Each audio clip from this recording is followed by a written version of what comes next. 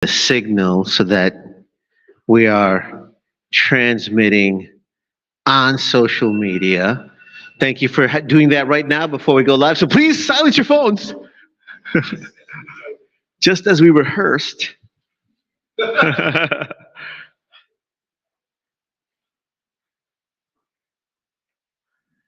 Great. Good evening, everybody. My name is Tony Diaz, a Librotraficante. I'm author of The Tip of the Pyramid, Cultivating Community Cultural Capital, and I'm really happy to welcome you all to the November issue of the Texas Author Series.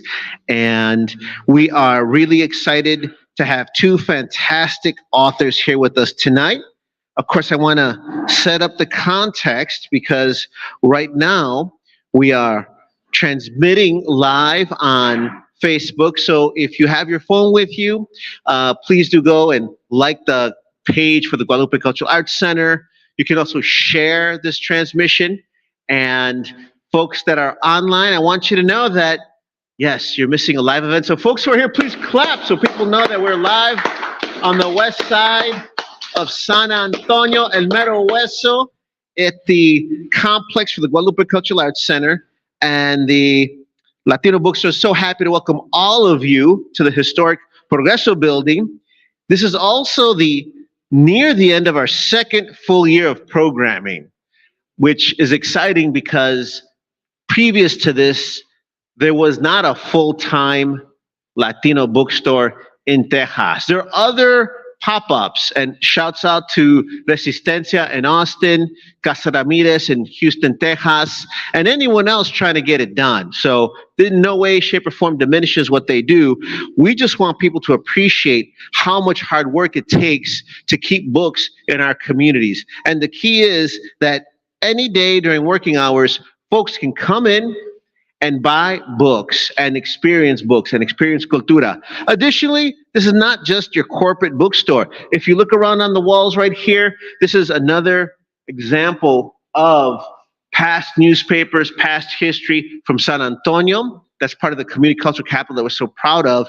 And any day of the week, you will also see visual art from some of the books because we combine art forms as well. And if you come for the books, you might stroll across the street from a mariachi concert, folklorico, or visual arts presentation as well. And that's what our community is about. So we're very proud that we can be the new kid on the block and showcase books.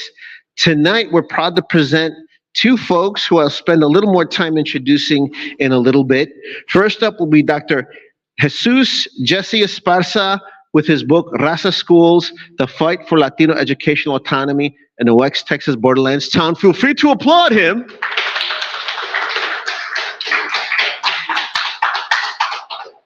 And then following him will be Alma García with her new novel, All That Rises. Please feel free to applaud her, por favorcito. And they will come up and share from their book. Also, afterwards, as you know, you can purchase the book next door with Alma, who I'm waving at as the bookstore manager. Hey, Alma, make friends with Alma, and then you can purchase a copy for you, your friends. Hey, Christmas is coming up. What a wonderful gift for folks is to spread literature. And then also, we're going to make sure that we've got signed copies in stock here so that folks can come in later. Y para la gente sintonizando on the internet, no se pongan envidiosos. You can still come get the book, and we hope that you will share what you see right now with community centers, teachers, and leaders.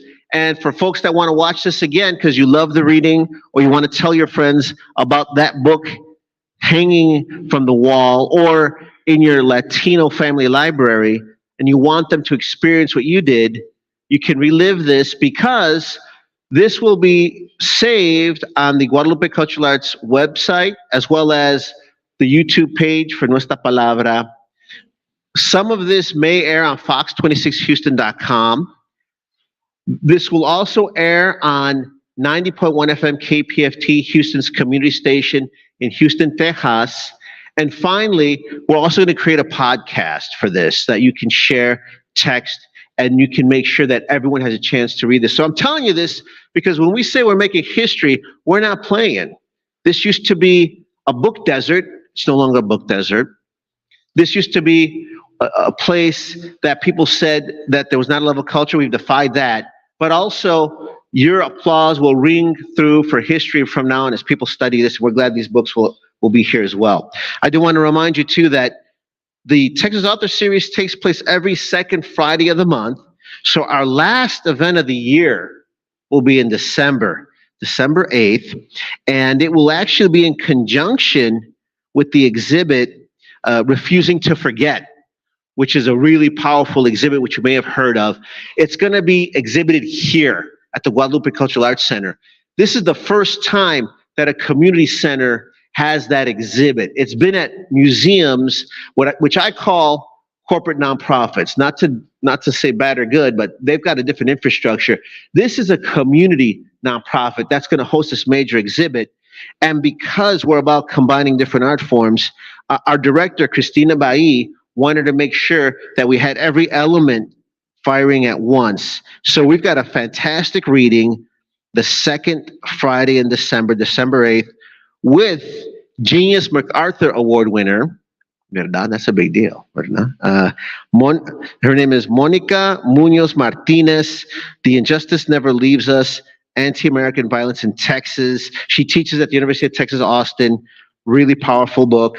Also, another powerful Chicano, John Moran Gonzalez. He'll be talking about the Cambridge history of Latino American literature.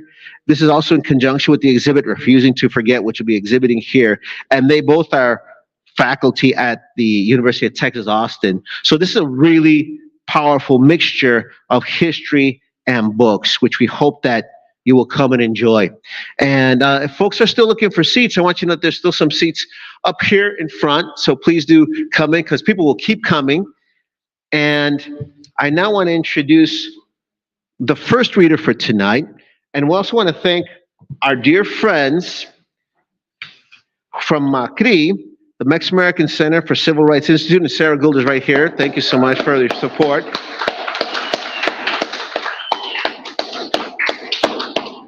And we teamed up with the Mexican American Civil Rights Institute because we are all about the same thing. And one thing I do want to say is there is no competition among organizations if you're working in the Latino community. Our job is to create folks that will go to all of our events. And the only way we can do that is we all help each other. And what I love is that we've been able to team up for one of my dear friends. He is a major force across the country, but I'm glad we call him a Houstonian. Go Astros. Next year we will win the World Series. He's a giant that you can see in the community. He's a scholar. And he's a dear friend, but also I love that we're going to share his work now with the rest of the country. He is an associate professor of history at the Texas Southern University, and his book, RAZA Schools, The Fight for Latino Educational Autonomy in a West Texas Borderlands Town, is really a powerful testament to our history on our terms. We've got some presentations that he's going to share as well. So please welcome a scholar who's making sure that our history is preserved, Dr. Jesse Esparza. Thank you, brother.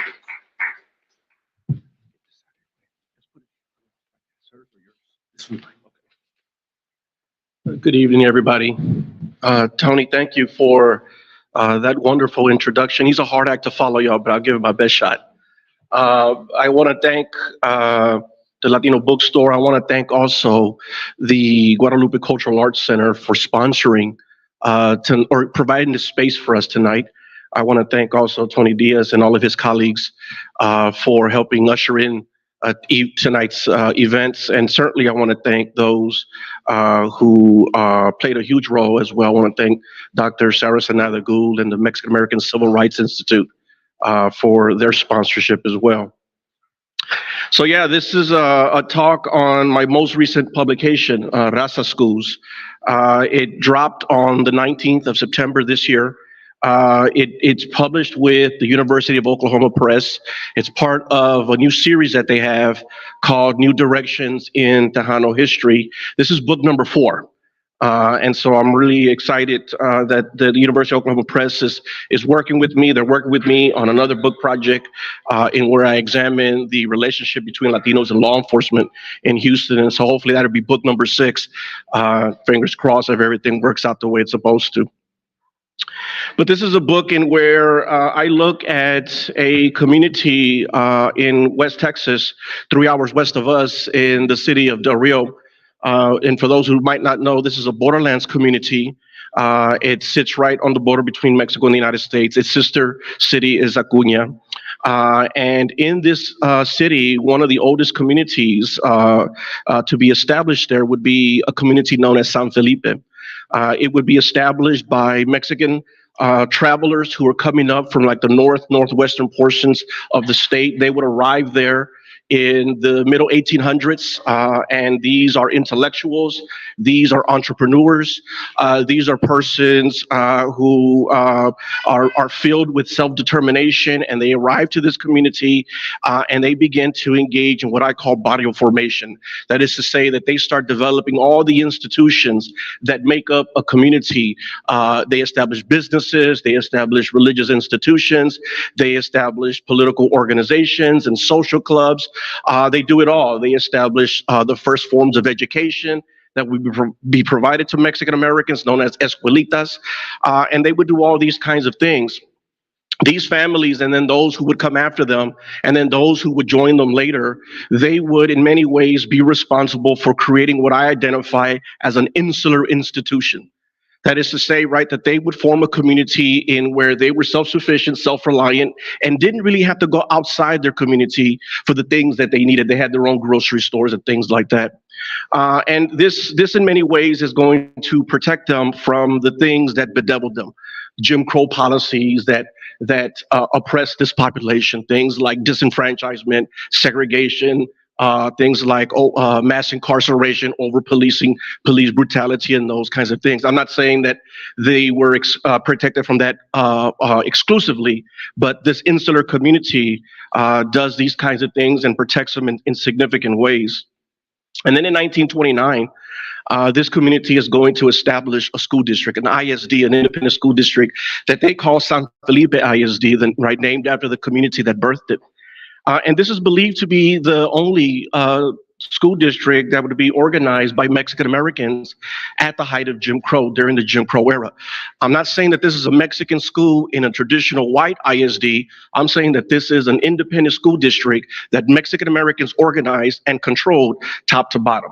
This is what I'm telling you happened in 1929. And one of the things that I begin to do in the book, and I'm going to share a few readings with you all, if that's okay. One of the things that I begin to do in the book very early on is it's not easy to do. It's a very difficult thing to do, but I try to explain how it is that this community and then this school district sort of existed within and without the walls of segregation. It kind of operated both inside and outside of segregation simultaneously. And it's very hard to do. It's very challenging to do. That's probably one of the hardest parts to write. You know, I don't want to come across as a defender of segregation, but I understood the importance of insulation, and so there was a fine line that I was walking there, and so I attempted to explain this, and here's how I addressed it in the book. This is the first reading.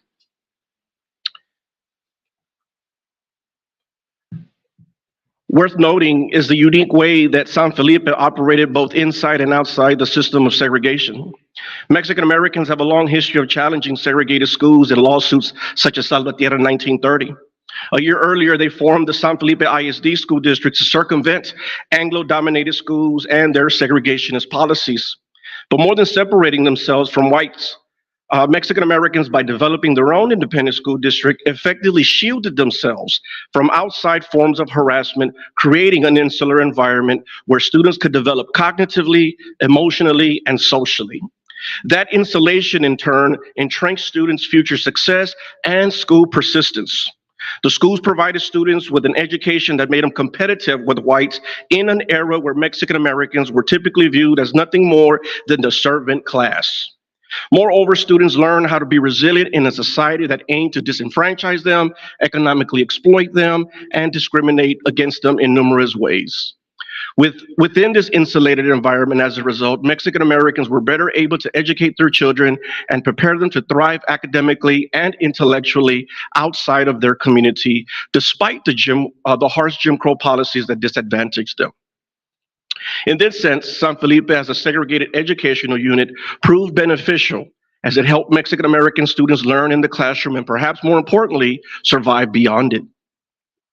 Insulating themselves or self-segregating is one of the many ways in which the Latino community engaged in the ever-evolving responses to Anglo-imposed inequality, and aligns directly with what my good friend Cynthia Orozco calls the spectrum of resistance initiated by Mexican Americans in their fight for civil rights. And so I attempt to sort of, again, explain how it was that Mexican Americans formed this school, a school that they would pack, a school that would be 95, sometimes 98% Mexican American, and they did it as a way to avoid and protect their kids from being segregated in Mexican schools in other traditionally white independent school districts. And they controlled this district. They controlled every level of this district. They were the school board, for example. This is a picture of the first school board, 1929, 1930. They were the principals. This is Gilbert Cerda. He has his ancestors go all the way back to those founding families back in the mid-1800s. They were the superintendents, and Gil Cerda was a superintendent. They were the principals. They were the counselors. They were the teachers. They were everywhere. And because they controlled the schools, they had the power to determine who administered them, how they administered them. They had the power to determine, more importantly, how students excelled in them. And so that was very significant. That in and of itself is a civil rights achievement. Now, I should also tell you, right, that San Felipe is very famous not just for its own accomplishment, but also very famous for the persons who would come and teach within the school district. They would have renowned scholars who would come and work in the district as well, like Dr. Carlos Castañeda. I see some of you shaking your heads, and so you know who you're looking at. Dr. Castañeda is or was a professor of history at the University of Texas in Austin, and just one of a handful of ethnic Mexicans who was teaching in an institution of higher learning in the 1930s. And he would come down in 1933 and serve as the district superintendent from about 33 to 35 and be instrumental in the district's formative years. Joining him, or not coming with him, but also coming down to San Felipe, a renowned scholar and educator in her own right, Jovita Gonzalez. And Jovita Gonzalez was an intellectual of the period, an accomplished scholar, as I mentioned, and arguably the person that was responsible for creating the single most extensive body of literary work by any Mexican American in the 1930s. That was a quote that I got from someone else that I used in the book, because I agree with that 100%. And she too would be formative instrumental in the district's formative years. She would come and be an English teacher. She would then assume the responsibility of running the department there as the department head. And Gonzalez and countless other teachers are going to use the classroom as a space to assert their own agency. That is to say that they're going to use the classroom as a way to engage in other leadership positions. For example, many of these teachers are going to be the leaders of the parent-teacher associations. They would be the advisors, the faculty advisors for student clubs, UIL, and things like that. And also they would use the classroom spaces to assert agency and then engage in political activism outside of the school buildings. And so the classroom becomes very important, not just for the student, but very important also for the Latina scholar, the Latina educator who is being hired in greater numbers in San Felipe ISD. And that's also worth telling, because if you look at what's happening in the first part of the 20th century, in terms of teaching jobs, most of those jobs are going to men and Latinas, and women in general, but Latinas specifically, find it very difficult to land jobs in ISDs, but not in San Felipe. They're overwhelmingly the majority. It's much more women teacher than men teachers. And so San Felipe is setting trends here and again, not just in its own district, but really across the state of Texas. I learned also in doing a lot of this research, and a lot of this research comes by way of empirical data. That is, I looked at school board records, I looked at documents, I looked at artifacts in archives and museums, And I did all those kinds of things. I was in Austin and Corpus Christi and San Antonio, certainly there in Del Rio. I even went to Acuña to get some records. But a lot of this information is gleaned through oral history. In that I talked to people, and I interviewed probably at least 43 persons for this project. And sometimes, I interviewed them more than once. And so that can really be closer to 80 interviews. And the thing that I learned was that the district prided itself on creating and establishing a very sturdy pipeline of teachers back into the district. And so what you'll have these students who are graduating, 1932, 1947, 1955, they're graduating and they're going off to college. They're going to San Antonio, they're going to San Marcos, they're going to Sol Ross, they're going everywhere they can go. They get degrees, they become teachers, and then they come back to the district and work as teachers in that district, in the classroom, sometimes in the very same classrooms that they once sat in as students. And so this was something that San Felipe was doing. It was kind of growing its own teachers and producing its own teachers. And I talk about that here in another short reading.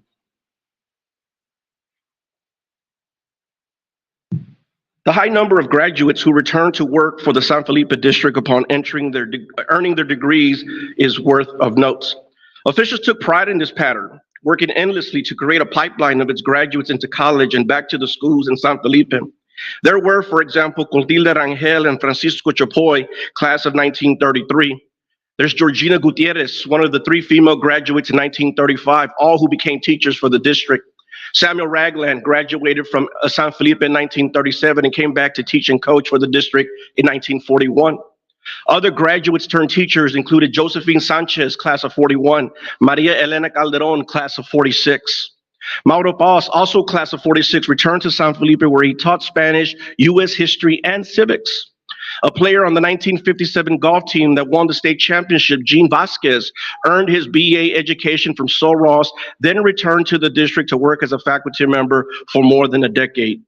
Tony Gutierrez also came back to teach in the schools, first being promoted to principal, then deputy superintendent, and the list goes on and on and on and on and on and on. This is just the tip of the iceberg here. These are few examples of the countless students from San Felipe who graduated from the district, attended college, earned a teaching certificate, and returned to their beloved alma mater as educators. It was a site that instilled pride in the community and inspired other students to follow in their footsteps. Alonso Martinez, for example, remembered that San Felipe always had teachers coming up from the neighborhood. Years later, he himself would earn a teaching degree from San Angelo State University and also return to the city to teach. All of this is also telling because if we consider the education, there's a picture of some of the teachers there. I sort of should have had that slide up while I was reading about this pipeline. But if we consider these accomplishments, it's super significant because when we think about the history of Chicanos and Latinos in Texas public schools, we understand very clearly that it's a history of educational inequality. Other historians, my advisor, my mentor, has already established properly that Mexican Americans suffer a second and third class rate educational experience. They are, for example, experiencing high dropout rates. They are subscribed to vocational or occupational education, which tends to privilege the rich and underserve the poor. They are offered a limited range of classes that alienates them, or they're offered a curriculum that is either devoid of their history or a curriculum that criminalizes them, further alienating them. They're segregated. They're arbitrarily suspended and expelled. And the list goes on and on and on and on. And those things are happening everywhere throughout the state, but to a lesser extent, they're happening in San Felipe. And they're happening there to a lesser extent because of what the teachers are doing.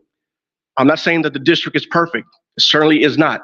Okay, the district is not perfect. It's got flaws. It's got room for improvement. But the inferior educational experience that is bedeviling Chicanos in San Antonio, Chicanos in San Marcos, Chicanos in Houston, it's not happening to the same extent in San Felipe, in this borderlands community 3 hours west of us. Take the curriculum, for example. Here's what I say about the curriculum. Following incorporation, district leaders made concerted efforts to refocus the highly standardized, assimilationist, and exclusionary Texas curriculum that erased Latino history, heritage, culture, and contributions to the building of the nation. Moreover, the Texas curriculum was Eurocentric, It depicted ethnic Mexicans as the enemy and, by extension, rendering their segregation and mistreatment as justifiable. In San Felipe, while they also offered vocational schooling, they restructured it. They restructured the heavy vocational curriculum designed to prepare Mexican Americans as domestics or for the service industry. Now, to be clear, the district followed the state-approved curriculum coming out of Austin, teaching the same subjects and utilizing the textbooks mandated for any accredited school district in the state. Yet, the curriculum as it existed in San Felipe fell outside Texas trends. For starters, it was culturally sensitive, since teachers toned down the assimilationism and instead emphasized cultural history and heritage. Second, teachers interjected where they could actors or historical actors or literary scholars from the Mexican and Mexican American community to make learning relevant. Third, teachers refused to provide instruction that positioned ethnic Mexicans as inferior, unworthy, or as the enemy. And while the district did offer vocational instruction, they called it commercial education back in the day, it was only a fraction of the overall curriculum. The curriculum for San Felipe was designed to provide students with a college preparatory education. Hence, teachers found ways to implement the state-required curriculum, but yet give students a different learning experience. This is what I mean by they sort of, redefine the way education should be provided for Mexican-American students. Now, note also that the district offered numerous programs that were designed to either keep students in the classroom or to return them to the classroom. And what you see here is you see a picture of a night school flyer that was in circulation in the 1930s. This was designed for students whose education was disrupted for sort of these global and international kinds of happenstances, if you will. In the 1930s, the Depression, for example, was going to cause many high schoolers to leave school and to leave with their families in search of work. And then if they come back, and when they come back and they're sophomores or they're juniors, or they need one semester before graduating, and so they go to the night school. In the 1940s, it would happen again when the U.S. enters into the Second World War. San Felipe is going to send several students from that community, and about half of them come back. That is the students. Half of the students come back. The others would be killed in action. And when they come back, they are also short of receiving a high school diploma. And so they return to the campus and they do these things. I mean, and this is not just the only thing that San Felipe did. San Felipe also operated an adult basic education class. It operated various summer school programs. It operated LULAC's now famous Little School of the 400 program. And it goes on and on. Again, this is just the tip of the iceberg that this district is doing. The result of all of this was that San Felipe would experience steady rates of graduation. This is the first graduating class in 1932, and it's only 8 students. But over time, those numbers would begin to grow. That's a class in 1945. And this is a chart that I did there that sort of documents the number of graduates across, sort of during its tenure. Here's how I talk about graduation and graduation rates in the book. It's worth noting that over the 42 years in which San Felipe residents maintained their own school system to educate their children, excuse me, graduation rates continued rising. At a time when Chicanos struggled to graduate from high school and enroll in institutions of higher learning, students from San Felipe were graduating and attending college consistently. In all, 1,481 students graduated during the district's tenure. What this indicates is that San Felipe successfully guided a stable stream of students beyond the elementary grades into high school and into college. This too is a notable accomplishment because it was commonplace for Mexican-American children across the state to complete their formal schooling by the 7th or 8th grade, or to attend segregated high schools that funneled them into the service industry. But that was not the case in San Felipe, which found ways to establish and maintain a school-to-college pipeline for its student population, relying on a strong sense of autonomy to facilitate high graduation rates and become an exceptional school system. Now, the district also instituted or initiated a range of disaster relief healthcare, and economic assistance campaigns. I call them campaigns because they did them all the time. I mean, it's not something you do just once. They did it almost every other Sunday, if you will. And these were campaigns that were designed to uplift the people, complete and total uplift. Political uplift, social uplift, economic uplift, I mean, you name it, uplift of any kind, racial uplift. And oftentimes, I mean, these campaigns were responding to natural disasters like floods. Other times they were responding to things that bedeviled the community, like malnourishment or malnutrition, or illness, or bigotry, or police violence, or those kinds of things. Now, it's not the job of the district to do these things. The district is not supposed to and does not have to do these things, but it did it anyway. And it did it anyway because it understood that it needed to be transformative, not just for the students in the classroom, but it needed to be transformative for the entire community. And it worked just as hard in the classroom, right? Or excuse me, outside the classroom as it did in the classroom, and really, right, became sort of this purveyor of social, economic, and political uplift for this community. Here's how I talk about this. I call it the holistic approach, and I got a section in the book where I sort of talk about this as a holistic approach. And this is what I say about it.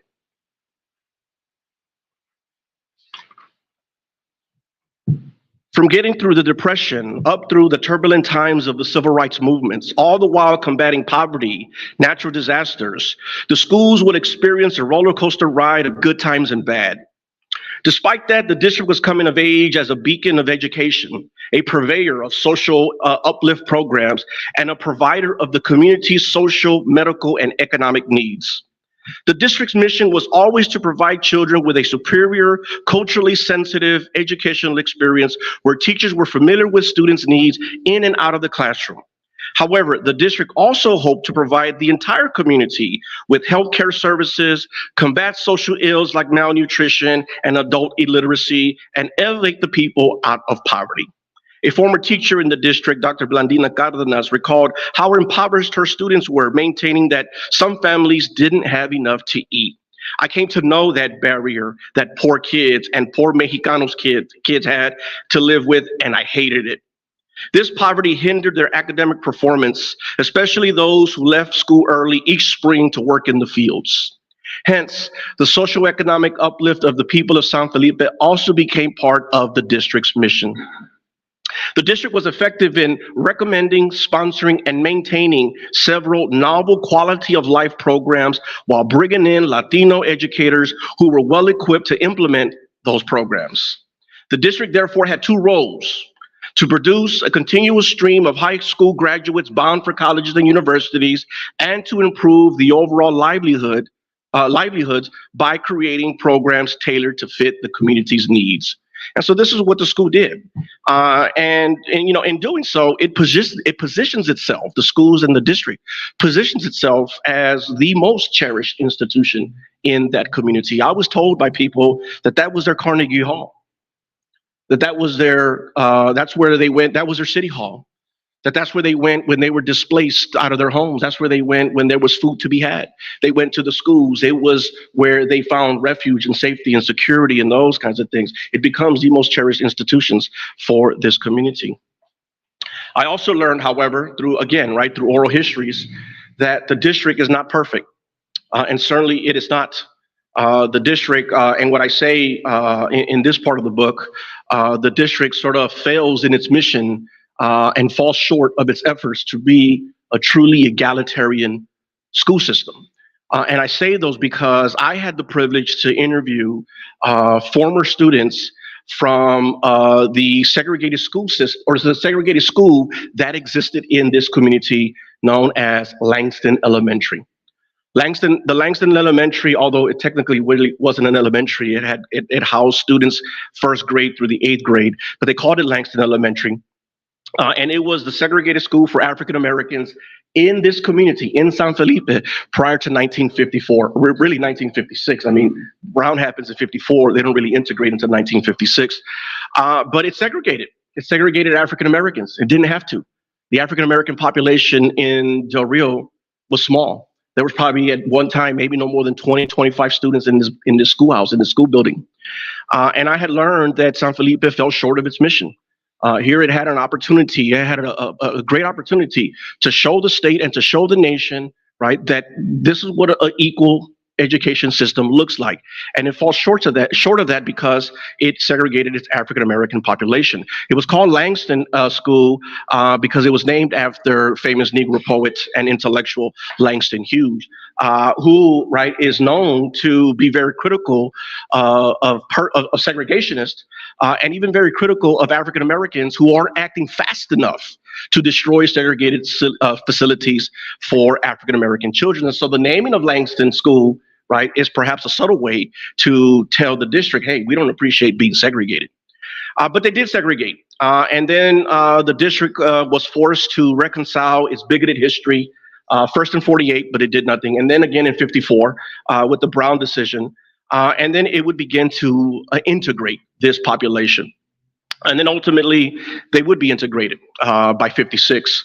And when I spoke to these former students, they revealed to me that while they celebrated integration, that it was something that was very difficult for them as well, because now they were thrust out of their school building, which they were familiar with, which they knew and understood. And now they were thrust into new school buildings with new students and new teachers. And they're in the same district, but they felt as though it was a strange foreign place to them. And so integration took some getting used to. But certainly they would find ways to get used to it.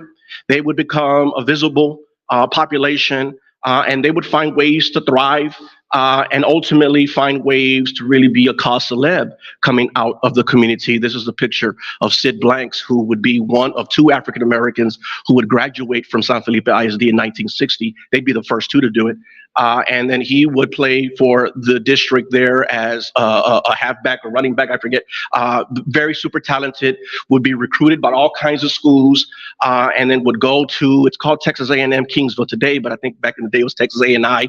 And he went there, and when he was asked why he went there as opposed to like somewhere in Georgia or maybe, for playing for an HBCU, he says, because I'm familiar with Mexican Americans. Texas A&I was overwhelmingly Mexican American. So he played for the Javelinas, if they were the Javelinas back then. I don't want to get any hate mail. And then also, once he finishes his college degree, he gets recruited to play in the National Football League, and he's a Houston Oiler for a couple of years. And Sid Blanks, his name is Sidney, they call him Sid, passed away. I guess it was earlier this year, maybe late last year, he passed away, and he lived in Houston with his family. But this is what I learned in doing these oral histories and talking to persons. Now, this district was founded in 1929, but it's not there anymore. It's not there anymore. San Felipe ISD doesn't exist anymore. And in 71, what's going to happen is you'll have a court case that is going to force this district, San Felipe ISD, to consolidate with a neighboring school district also in the city of Del Rio. The city of Del Rio had two school districts, San Felipe ISD, the one that we're talking about, the one that's in this book, RAZA Schools, it's on your bookshelves, right? And then the neighboring school district named after the city, Del Rio ISD. San Felipe ISD was overwhelmingly Mexican-American. It had 5 school buildings. It was a smaller district. It was a working class district often. Del Rio ISD was larger. It was an expansionist district. It was building new facilities at a faster rate. They had a higher tax rate. And they were the more affluent district. In 1971, both of those districts are going to be forced to merge. Now, there's a lot of things that are happening that are going to lead to this, right? But in the interest of time, right, what we can talk about is this merger, because there's a lot of things that happens as a result of this merger. The person who forces them to integrate is a judge in East Texas, out of Tyler, Texas, Judge William Wayne Justice. That's his last name, William Wayne Justice, Wayne Justice. And he was a judge who had a reputation of using consolidation as a way to achieve integration. And it was he, right, who was going to force these districts to integrate. He was already doing that in East Texas. He was already doing that with African-American school districts who were still segregated because of HISDs and other ISDs' efforts to circumvent integration orders, stall, delay, foot drag, come up with sort of these clever, very sinister, but very clever ways to say, we've achieved integration, putting blacks and Chicanos in the same school, using the legal classification of Chicanos as Caucasian and saying, there they are, Caucasians and African-Americans, they're integrated, we're done, right? This is what school districts were doing. And so activists continued fighting against that, and the courts get involved, the federal courts get involved, and they begin to issue these court cases, these lawsuits. And it's a very significant piece of legislation. I know many people in San Felipe say, oh, not that court case again, but it's actually very significant because it brings us closer. I mean, probably the closest we've ever been to achieving real integration, like sincere, real integration. But this court case is going to force these schools to integrate, and integration, right, should be celebrated. I mean, I understand and I recognize the efforts of integrationists and the efforts of African Americans, Mexican Americans, and all others who are trying to destroy the segregationist regime and who are fighting tooth and nail and who are waiting years to do it and who are spending fortunes to do it. I recognize those things. And so when consolidation takes hold, many people celebrate that. At last, we're winning. We're on top of this mountain now. But in San Felipe, something strange happens. Something unique happens. These integration orders are going to adversely affect this population. For starters, they didn't want to integrate. They didn't want to merge. Excuse me, I keep doing this. I'm sorry. We're going to have to edit that, right? Yeah, they didn't want to merge. They wanted to stay independent. They wanted to stay autonomous. They wanted to stay self-sufficient. They wanted to stay as they were, and they didn't want outsiders to tell them how they had to educate their kids. They have been educating their kids since before the turn of the 20th century. Who is this judge in Tyler, Texas, to tell them that they must now educate their kids on the other side of town? No way. So they refused. They challenged it as best they could. The other thing that happens, though, right, as consolidation, right, these are federal orders, as consolidation has taken hold, is that a lot of these students, or excuse me, this district, San Felipe ISD, is going to essentially witness the loss and the takeover of its beloved district and beloved schools. It wouldn't be an equal merger. Consolidation is supposed to be equal, even, Steven. That's not what it was. It was essentially an annexation. It was where the larger, more affluent school district took control of the larger working class school district. And so the Latino community is going to witness the taking over of their schools, and it's going to disrupt in many ways that ingrained sense of autonomy. It's going to disrupt it. And it's going to, the community will be intruded upon. And this insular environment, as I described it in the first part of the book, by the end of the book, doesn't seem to exist anymore, at least not at that moment. And certainly, right, these were tempestuous times, to say the least. I mean, you had teachers and teachers from both districts, from both former ISDs, now sort of working on a daily basis within the confines of a single school district, fighting over everything, over curriculum, over student funding, over teacher positions. I mean, they were fighting about everything, over parking spaces. I mean, you name it. They were fighting over everything. Students also struggled with integration or with consolidation. And students, I use the word unruly, but it becomes very violent. It becomes a very scary moment in Del Rio during this period. And then there are other factors that are taking place. I mean, you'll have one of the largest protest movements that would occur in the borderlands in West Texas, and when Mayo and other activists are going to march against injustice, there's known as the Del Rio incident. And so a lot of things are sort of happening simultaneously, and there's a lot of confusion, understandably so. And, there seems to be a lot of divergent strategies that are emerging now in Del Rio, and this is causing a lot of confusion as well. And here's how I talk about what consolidation does in terms of the loss of schools for this community. News of the order sent shockwaves through both sides of the community. Anger, confusion, and anxiety gripped the people. Attempts to appeal the ruling commenced, but seemingly there was not enough time since the order was to take effect at the start of the next school year. Once consolidation took hold, new internal problems emerged as students, teachers, administrators, and parents, forced to face each other daily within the confines of a single school district, clashed over curriculum, job placements, and school governance. Many in San Felipe feared that consolidation would bring to them an Anglo-centric standardized curriculum, a dilution of their academic expectations for Mexican-American students, and hostile teachers who were disinterested in addressing the needs of the Latino school-age child. Other problems that emerged included physical fights among students, complaints of mistreatment, and vandalism. Beyond those problems, consolidation had other larger implications. It gave Del Rio ISD officials access to the Latino community and its institutions, while Latinos, on the other hand, witnessed the loss of their schools and the loss of their sense of autonomy. Seemingly, they had little recourse but to watch whites and the federal government intrude into their schools and into their community. It was painful. I remember interviewing, one of my first interviews was an individual by the name of Lalo Calderon Jr., whose dad was a longtime president in the district. And Lalo Calderon had come up in that neighborhood. I mean, this vato was a World War II veteran. He was veterano. And when I sat down to talk with him, he immediately wanted to start in 1971. I said, well, let's pause, let's rewind, let's go back to the beginning. Let me learn about you first. And then I interviewed him like three or four times. And then we eventually got to the 1971 period in consolidation. And I got the tape. It's this man, this veteran who was in war is crying like a baby when he's trying to explain to me how difficult it was for him to see the loss of his schools and of the district as it had to integrate with the neighboring school district. And it becomes a very difficult, and I had to sort of rethink about the way I'm asking these questions. I understood very immediately that I'm forcing a lot of these storytellers to revisit trauma, and that isn't my objective. But that's not my objective. My objective is to learn, to share this story, and I didn't want to, I'm not prepared to provide therapy and respite for this individual. And I had to really think about the way I was coming across in my questioning, and I had to be more calculating. And Lalo Calderon, in many ways, taught me to do that. So I thank him for that. But yeah, I mean, it was a very difficult time, and difficult certainly for students. I mean, think about graduating seniors. Think about those who were thinking they're going to graduate in 71, 72, and now they have to walk across the stage in another school building for a brand new kind of consolidated school district. It becomes very, very difficult. Here's how I describe it in the book.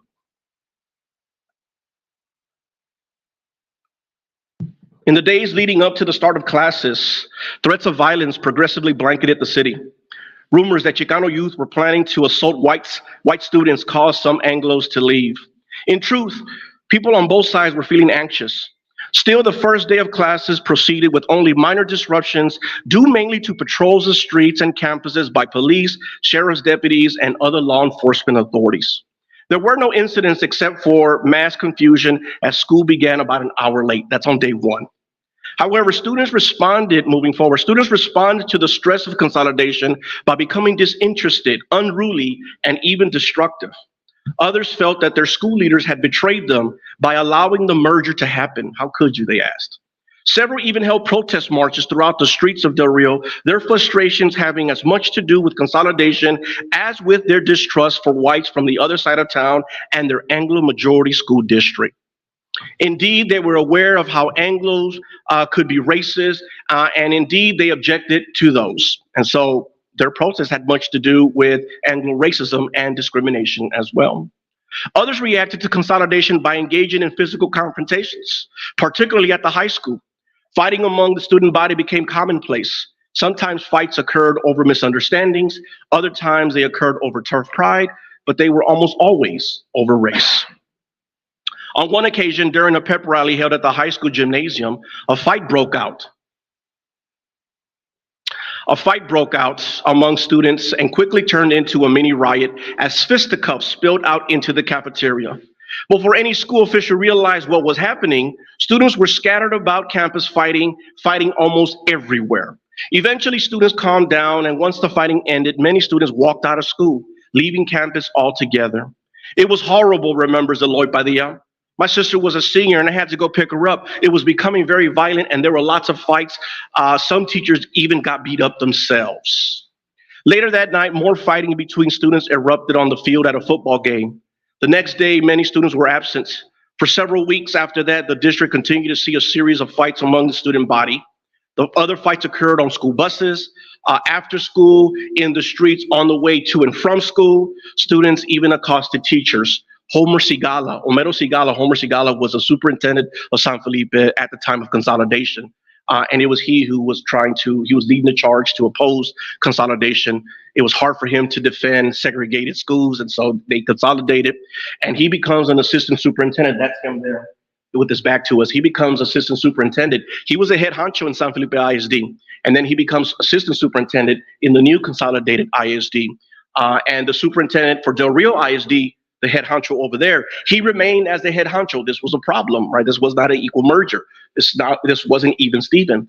But Homer Segala is in this at the pep rally in the morning, and this is the fight at night. I think they were playing. This is the same team, by the way. These are students from the same school. And I think they were playing against, I don't know, Crystal City or somebody like that. But they're fighting. And Homer Segala is trying to disrupt the fights, but he would often be assaulted. They call him names, a lot of racial slurs and those kinds of things. And so all that to tell you, right, is that consolidation is going to have the reverse effect on this very unique community. It was unique from the get-go. It was unique from the jump. And integration is, again, going to sort of make San Felipe sort of stand out in many ways.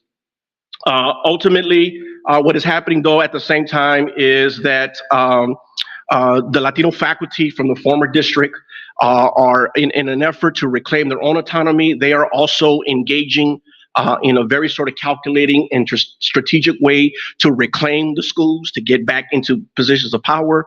And so there's this effort there that's happening at the same time that this very sort of turbulent times are taking place. And here's what I say about that. We're almost done here with the readings, but I want to make sure I read this to you. To reaffirm their sense of autonomy, Latino faculty from the former San Felipe ISD concentrated their efforts on regaining control of the schools. They worked, for example, to ensure the Latino faculty and administrators remained employed in strategic positions throughout the new district. Additionally, they fought to shape the curriculum to meet the needs of their children. While initially they considered the consolidation order detrimental to their autonomy, ultimately it became a powerful weapon in the fight for educational equity, particularly in steering the curriculum.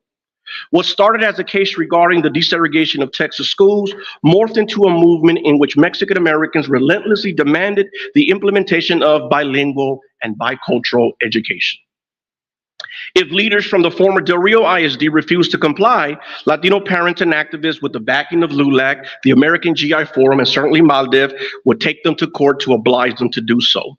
In this way, the consolidation case became a means for Latino faculty to introduce and preserve bilingual education in public schools. For those from San Felipe, it also allowed them to begin to reassume, control over the district. Now, this would happen for a couple more years. I end the book abruptly in 1985, and ultimately by that year, this order would be lifted.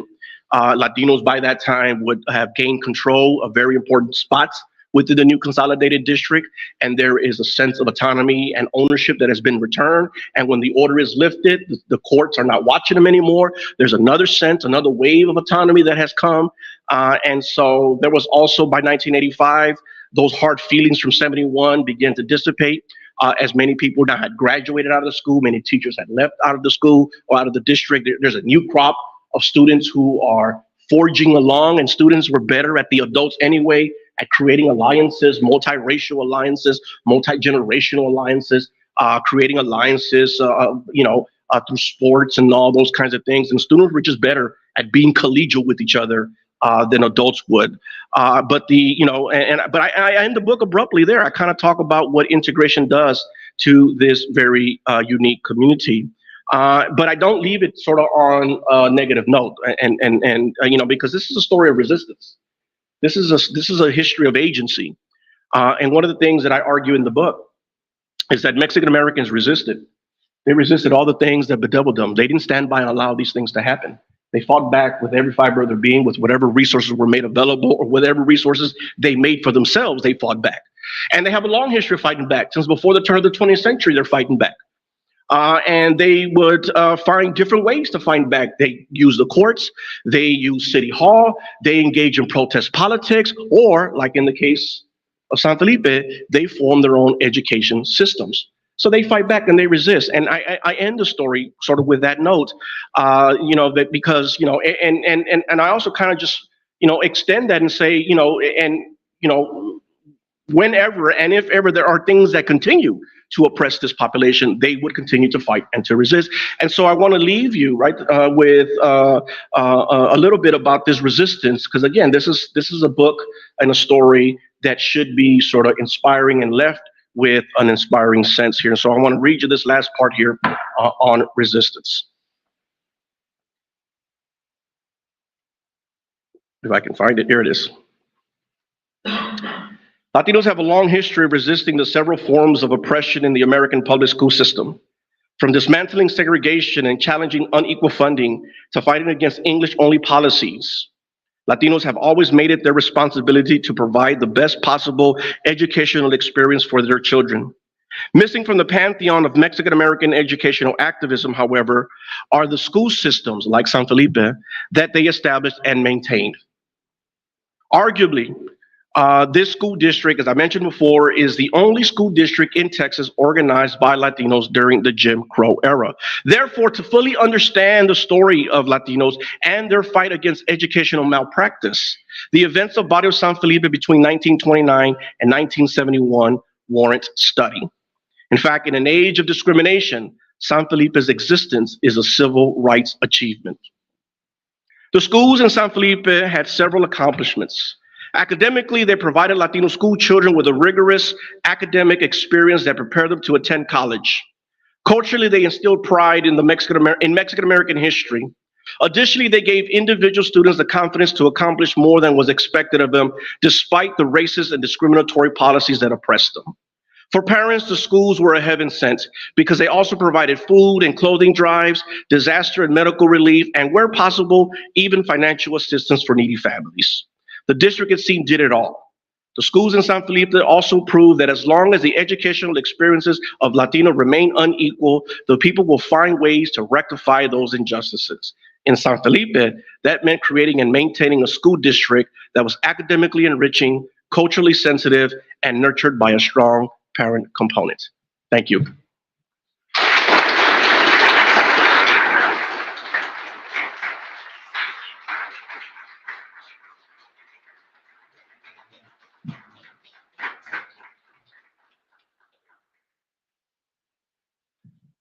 You can escape that, I guess. We'll give the laptop back to Sara.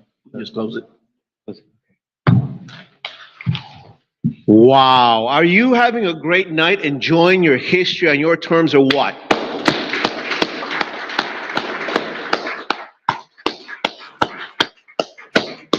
We have another author coming up. I do want to reset, but I have to acknowledge what's going on right here. Okay? It is powerful to imagine the only Latino school district of its era possibly being erased. Remember how powerful we were? I want you to know how powerful we are right now, because we're talking about it at the only Latino bookstore in Texas. And I tell you what, we will not allow our history to be erased again. And what's it take? It takes a scholar to interview la gente. Anybody from Del Rio by any chance? Oh my. La gente de Del Rio presente. Thank you for all that you've done. Thank you for making history with us. But I want to make one thing clear. Tonight is about a book. And I want to remind you, right now, there are attempts to remove books from shelves and to make it harder for our community members to have access to books. Right? And guess what? Tonight we're defying that. And I want you to know how much work it takes. It takes the gente of Del Rio to do it. It takes a scholar to push it. It takes a publisher to get the book out. It takes Cristina Bailly, director of the Latino Bookstore, to decide to have a bookstore here. It takes Alma Piña to be our manager. It takes Rodrigo Bravo, our producer, who's broadcasting this right now. Please give him a round of applause.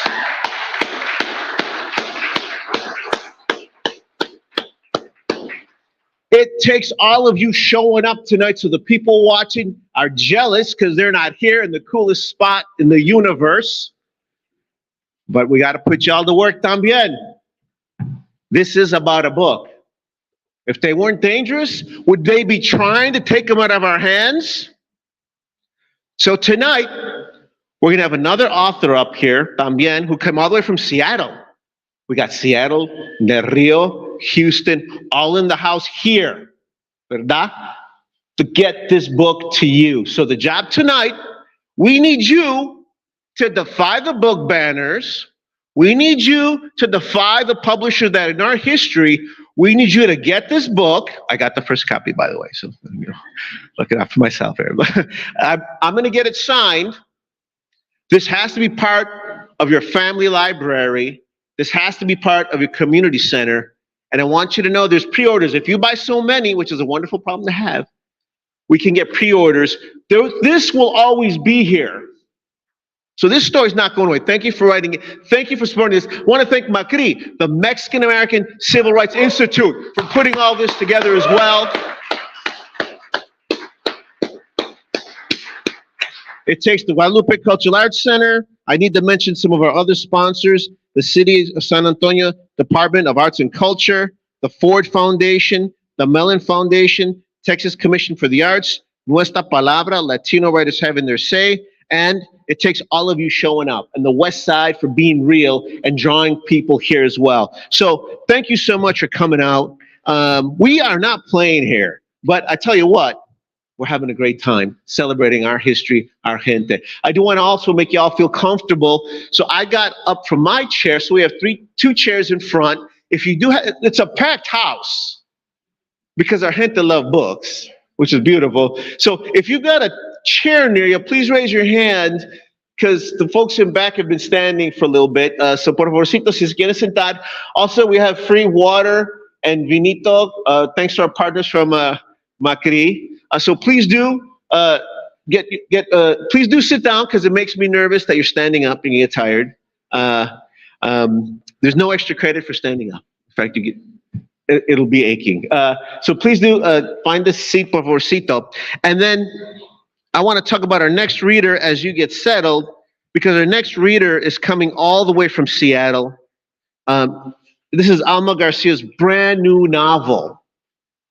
Okay, so just like as Jesse told us, the scholars of the day would go to this school district. The writers of the day are coming to your backyard to celebrate their books. She'll also be at the Texas Book Festival tomorrow. She'll tell you some of her readings tomorrow. We're also doing a banned book reading. Speaking of people banning books, tomorrow at 8:30 at Saddle Up, we will be flaunting contraband prose. Okay, so the Librotraficante, gracias. Yeah, let's applaud, define the folks that want to silence us. And it is so important for Chicanas to have their first books out. She's actually performed these works on our radio show. You're in for a treat because she really does a great job of sharing the book. And she's got some great blurbs from some great leaders, but you're about to be enthralled by her presentation. Please welcome Alma Garcia with her debut, All That Rises. Please make her feel at home.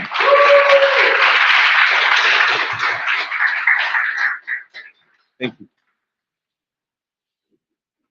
Thank you so much, Tony, for fighting the good fight forever, and for everyone for being here, and all the thanks to Guadalupe Cultural Center and to the Latino Bookstore, and Dr. Jesse, that was really fascinating. Thank you for sharing something that I didn't know about, and so passionately. So I have this new novel. This is my debut novel, and this is my first stop on my tour. I grew up in El Paso and Albuquerque, and so it's really it's been really great to start to come back to Texas to bring this back to kind of where it started for me. But a little bit about this book. It is set in El Paso. It's set in 2005. It's essentially the story of two neighboring families who are a little bit leery of each other, who don't realize that they are about to become very entangled with one another. One family is an Anglo family, one family is a Mexican-American family. They both employ the same domestic workers, a housekeeper and a gardener, who understand and see things going on and connecting between them that no one else really does.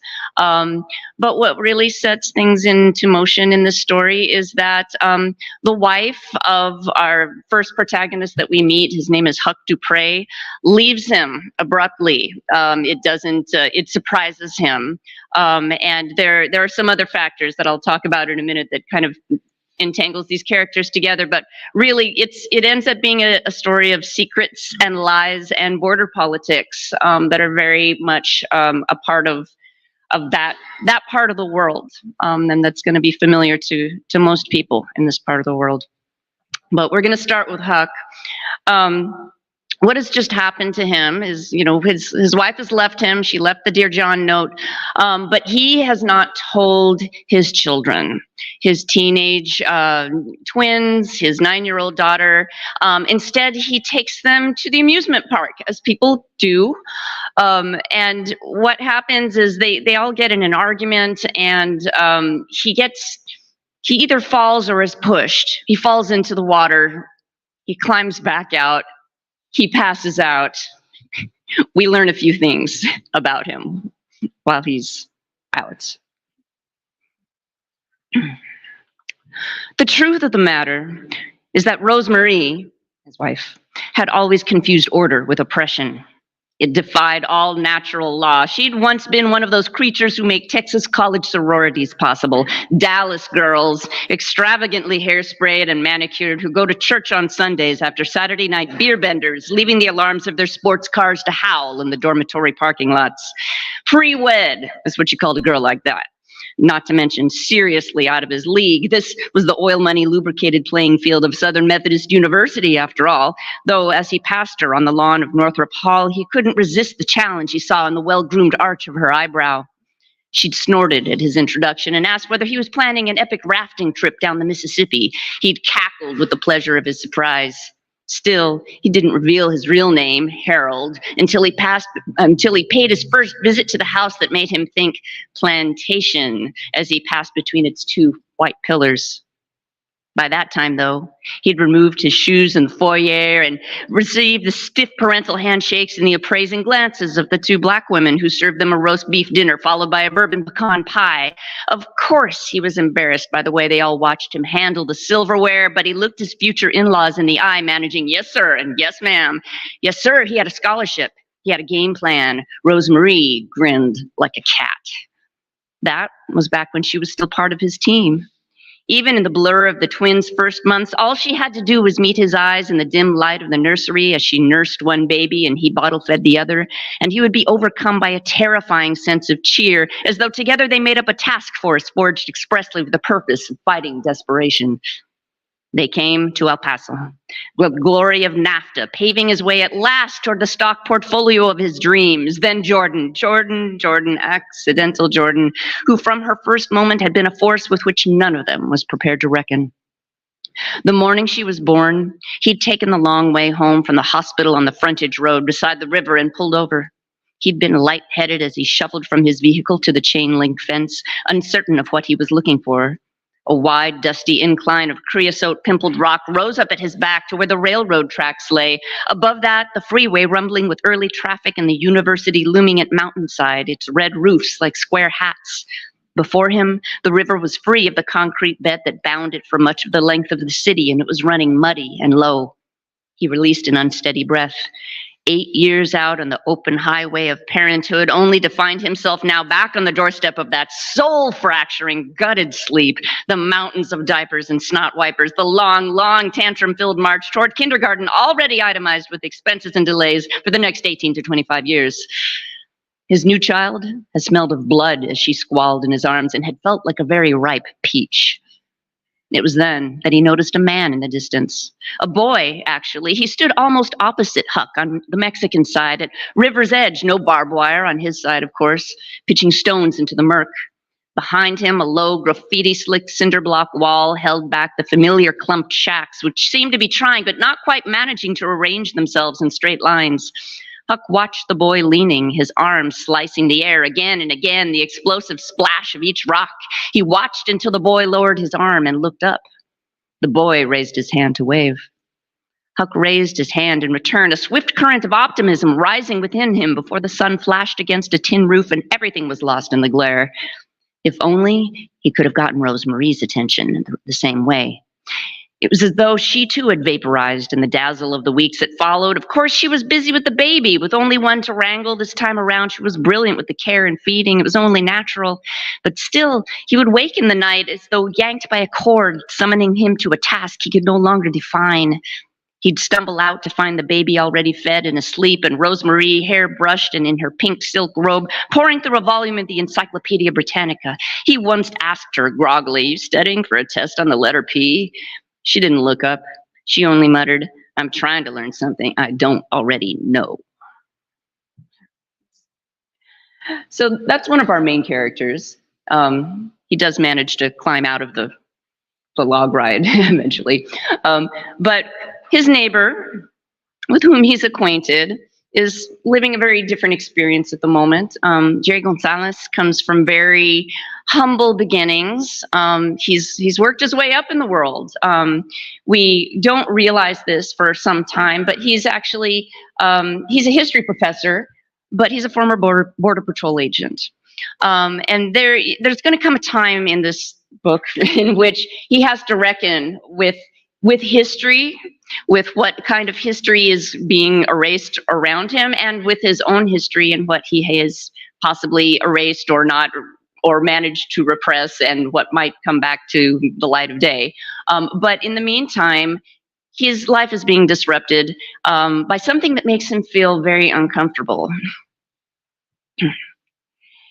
In the bronze light of late afternoon, as Jerry Gonzalez stands at the French doors overlooking his deck, Chavela gives her orders.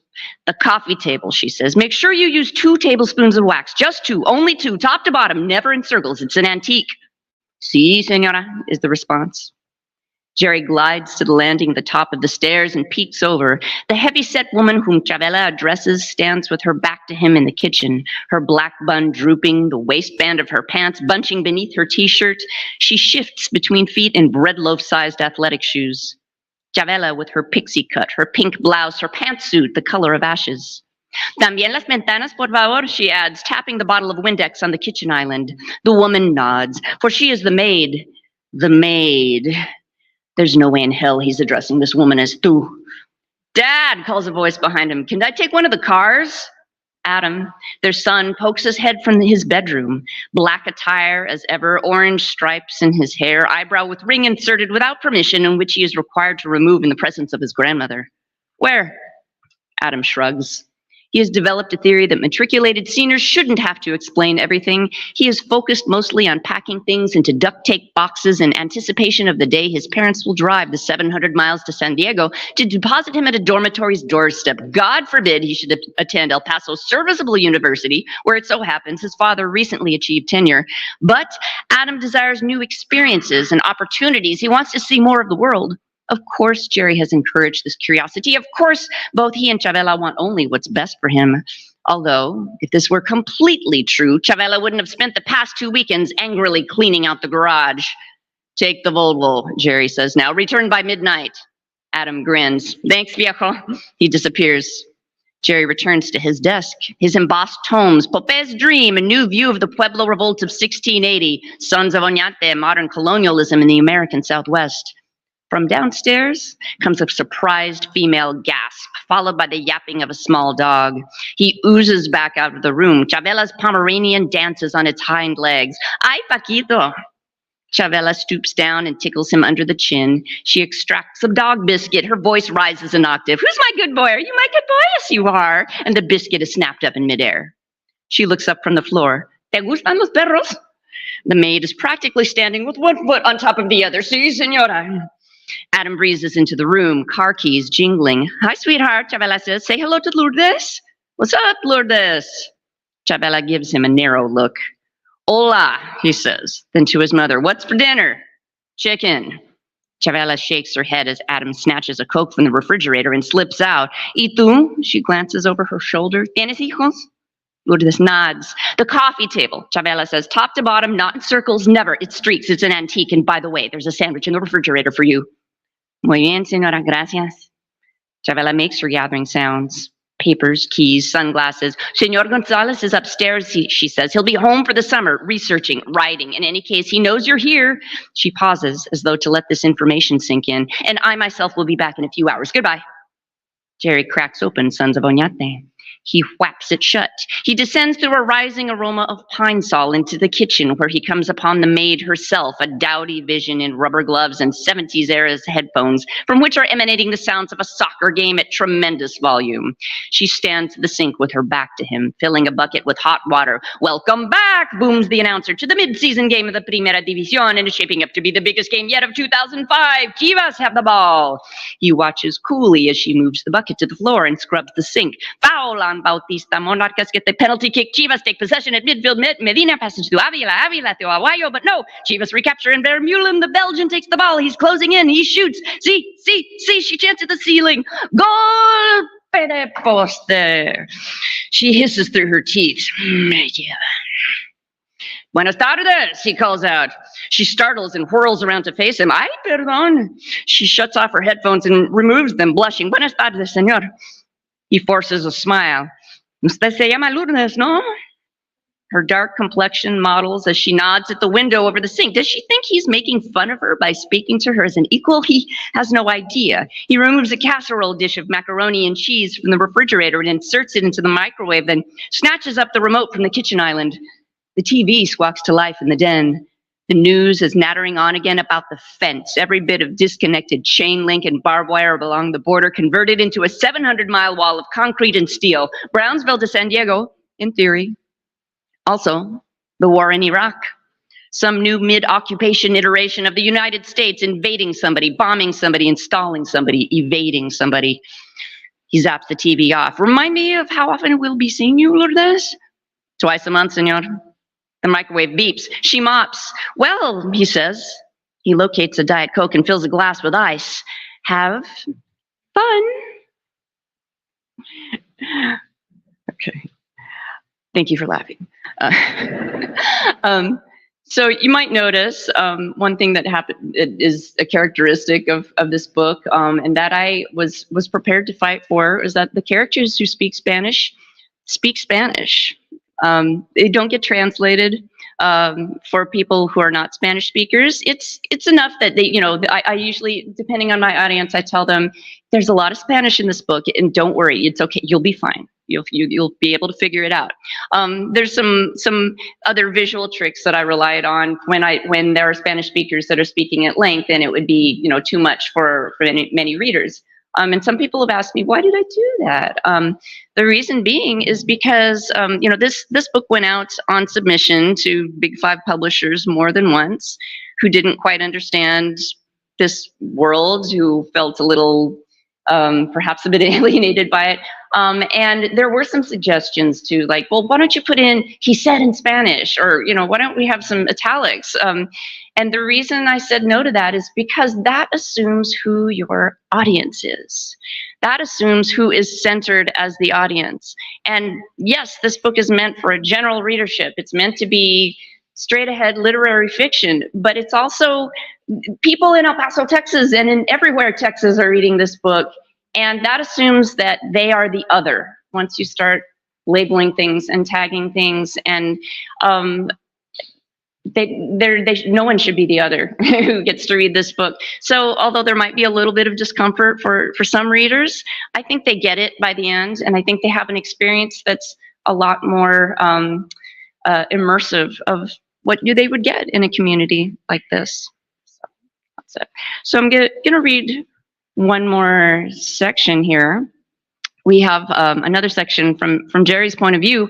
And what I want to add is that although the events in the book seemingly are set into motion by the departure of Rosemarie Dupre, the wife who is left, what happens at very nearly the same time is that Jerry's long lost sister, Ines, appears on his doorstep.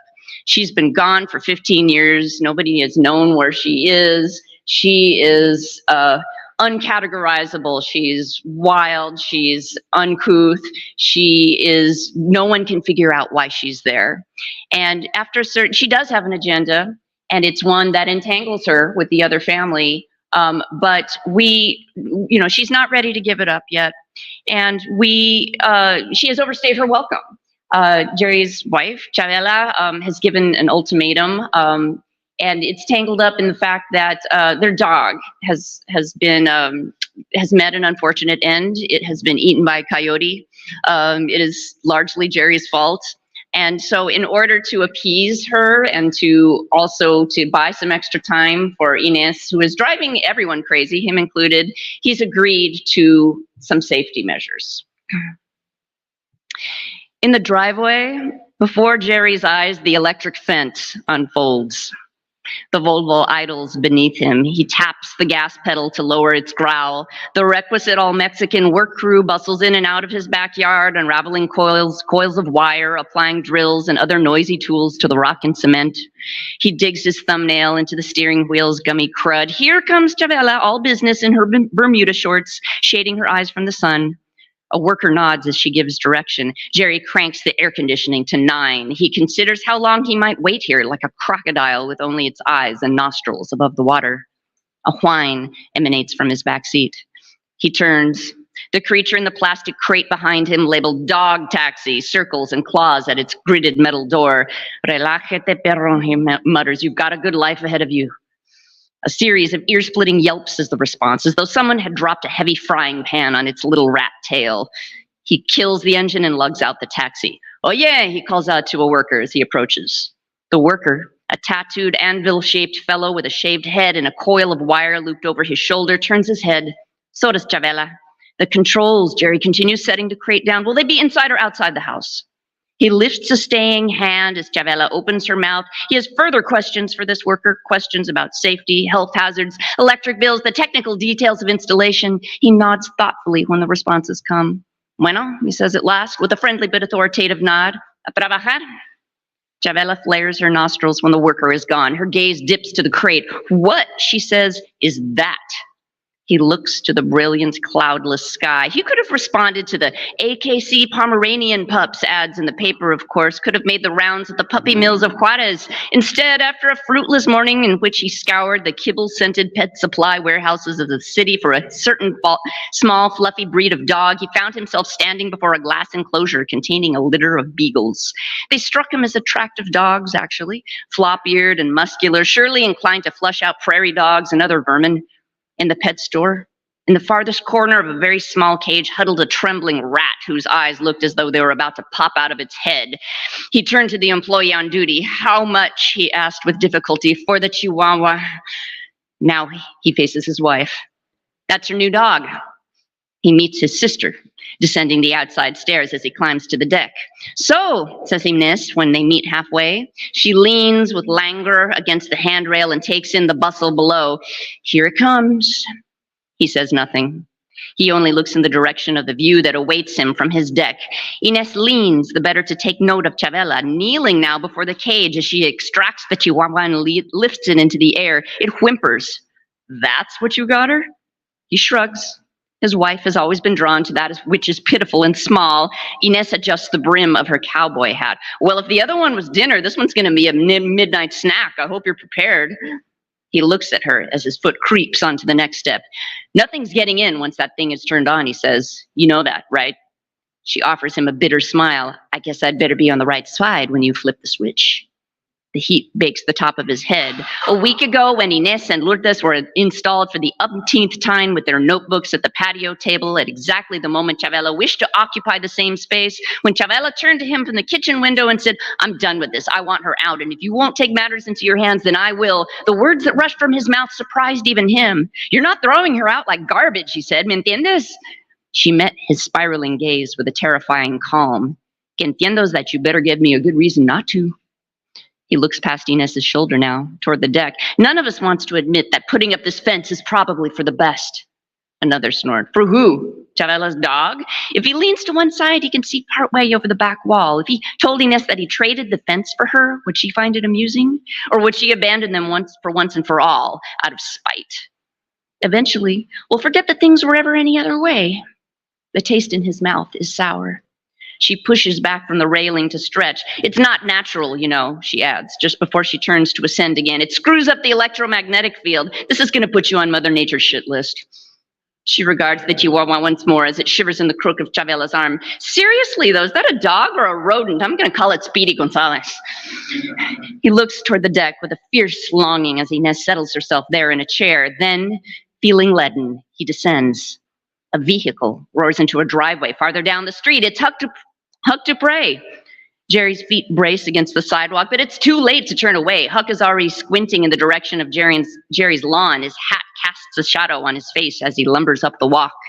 "Hey, Jerry," he says as he steps up beside him. He nods and looks solemn. Jerry nods in return. "Huck, what you got going on there? Rewiring the house?" Jerry's hands find his pockets. "Electric fence." Something about being around Huck reduces the number of syllables he can use. "You have a break-in?" "No," Jerry says. "A fucking coyote ate my dog." "A coyote?" He says it in 2 syllables. Coyote. "You serious?" He waits for Jerry's nod. "Well, it must have been damn near starving to death. What kind of dog was it?" "Pit bull," Jerry says, just to test him. "Christ almighty." Pomeranian. Huck seems not to know what to say next, nor does he consider the possibility that he should leave. Instead, he turns his attention back to the installers of fence. Jerry stands behind him, doing the same. For a brief moment, he has the discomforting sensation that they are 2 men bonding in the silent appraisal of other men's handiwork. "Fírmese, por favor." The workman at Jerry's elbow extends a clipboard and pen. Jerry signs. The doors of the service vehicle slam. He is free to move toward his fortress. And yet, as Huck's lean shadow stretches across the pavement, as his own shadow makes a shape that is disturbingly reminiscent of Sancho Panza's, he can't help but wonder what Huck is thinking now that Rosemarie is gone. In fact, he feels sorry for him, but he doesn't want to feel sorry for anyone. He waves away the pickup truck with Mexican plates that veers to the curb to offer a load of low-cost citrus fruit. Perhaps Chavela was right after all. Better to erect a division than to live with a membrane. And yet, he suddenly wishes he could ask Huck whether, when reviewing his life in order to determine how he ended up where he is, he ever becomes aware of a certain pervasive sense of dread. Huck turns to go. "Sorry about your dog," he says, but what Jerry imagines him saying is, "Dread of what?" "Nature," Jerry blurts, "the inexorable cycle of life." Except that actually, he doesn't know. The late summer sky is so blue and blazing, it could burn holes in somebody's brain. Thank you.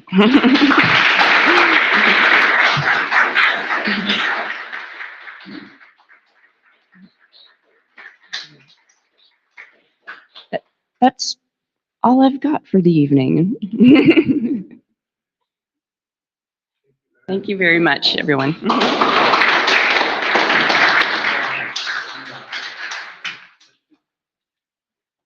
Thank you so much, Alma, for a wonderful book, for a wonderful reading, and for coming from Seattle to launch her book tour here at the Latino Bookstore. You know why? Because this is the center of the literary universe. So aplausos para usted.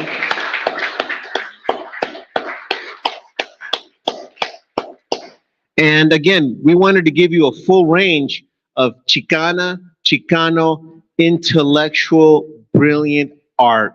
So we've got the history, we've got fiction. We hope too that you will take this book home to your family library, to replenish it, to start it. Right now, we're going to take 3 questions for our visiting authors. I'm going to ask Jesse and Alma to come up here. And then after that, we'll ask you then to go to the business side of the house and purchase your copy of both books, because then we'll ask you to come up here and get them signed. And that's really what the wonderful experience is. It's not just, this is not a product. This is our history. You're going to have a great story, because then when people see it on your bookshelf, they're going to say, wow, if you read, I should be reading. And then they'll say, tell me about that book. And you're going to say, it was a great evening. There were folks from Del Rio there. There were people from outside of San Antonio. And we got to hear about our history and culture. I got to hear Alma, who was really funny. And guess what? Now that the book is here, I share it all the time. And by the way, I'm a Librotraficante, so someone's going to borrow that book and not give it back. So fair warning, you might want to get 2. Let me remind you too that every second Friday of the month, we've been having great events. Our last one is December 8th with Genius MacArthur recipient Monica Munoz Martinez, and also John Moran Gonzalez, who'll be here as also in conjunction with the exhibit, the Refusing to Forget, which is also about our history. So if I can ask Alma and Jesse to please come up. We've got 3 questions for them. Please give them another round of applause. They need...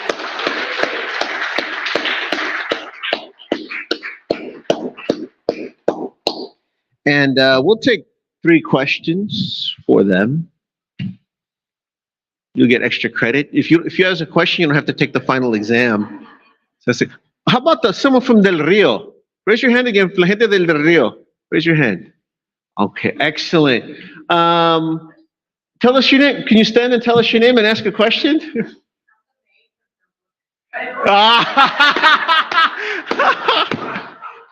That's the best line of the night. Well, your name is Lourdes? Qué gusto, Lourdes. Gracias por venir. ¿Una preguntita? Wow. Did he do you right?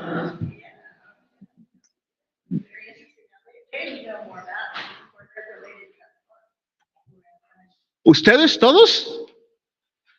Do me a favor, yeah, if you can tell us. It's really hard right now because my mom just passed. Oh, you have my condolences. I appreciate it, but so the house that's right over across the street, around 5 blocks or something. Mom was a teacher there, and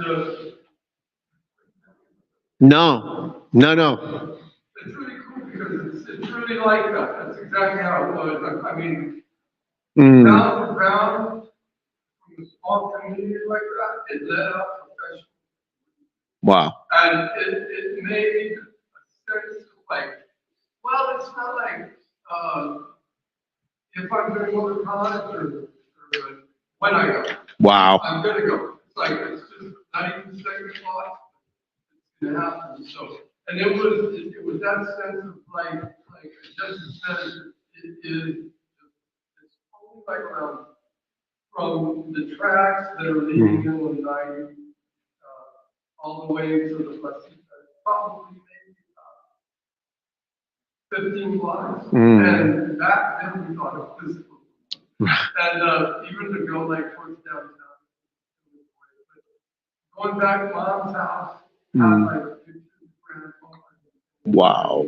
And, so my mom was Maria Calderon. Euladio, the gentleman that you interviewed, was my mom's brother.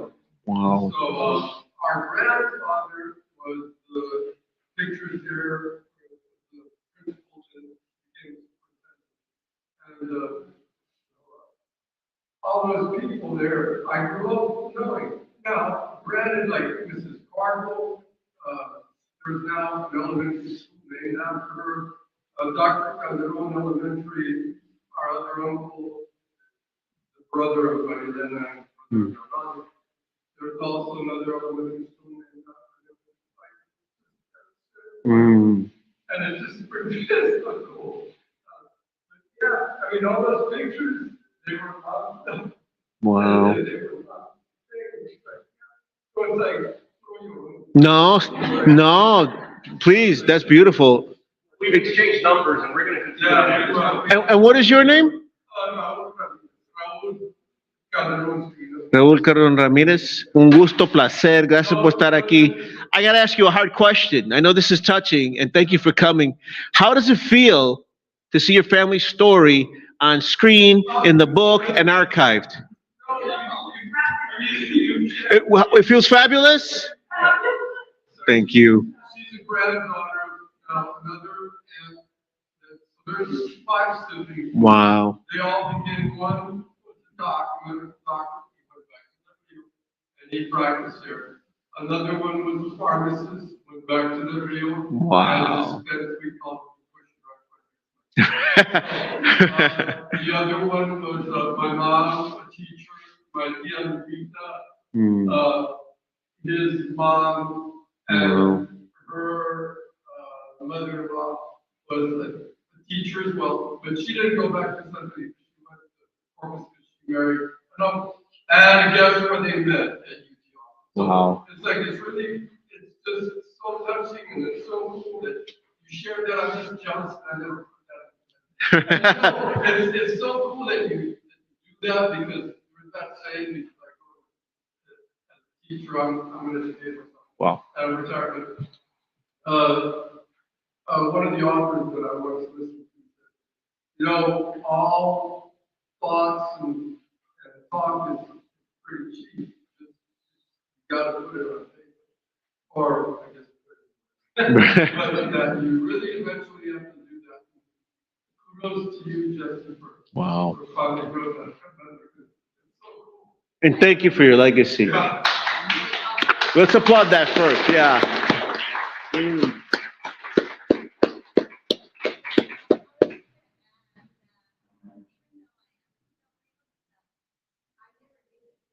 Wow.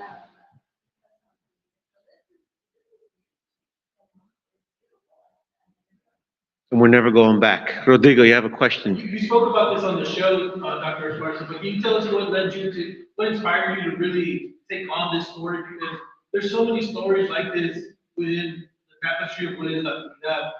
I consider myself a scholar, or like I like to read myself. I had no idea about this story. And so when you brought it up, you actually talked about it on the radio show, but I'd like to share that with folks here at the Yeah, no, thank you for your question, and thank you, right, my brother, right, my new brother, for your comments, and so I came into this project while I was in graduate school. I was in the PhD program at the University of Houston, and my advisor was Dr. Guadalupe San Miguel, who is a giant in the field of history. Yeah, and it was he who sort of recommended that I take on this project.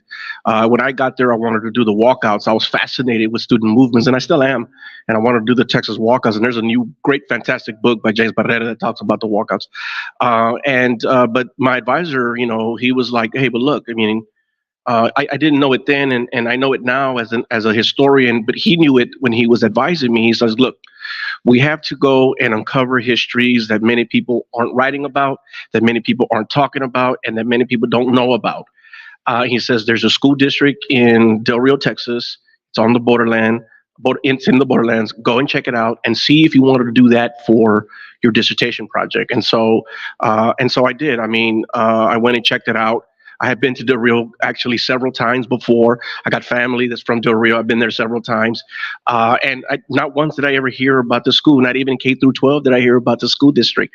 But it took me getting to graduate school into a PhD program to first hear the word San Felipe ISD, and my advisor mentioned it to me. And so when I went and explored the city, I had already loved the city. And I began to interview some of those first persons. I said, no, this is it. This is what I'm going to do. And so I put the student movement sort of on the shelf, and then I ran full steam with this project, and I hadn't looked back since. And that persistence pays off. I mean, that persistence that I have, I learned it watching them and learning from them and studying them, but it's the mentorship in many ways from my advisor who mentored me, and then I have now the opportunity to mentor others, and I'm receiving mentorship from those that I run with. And so, but that's how this project came to be. It was go and check out this community, and I ended up falling in love with it.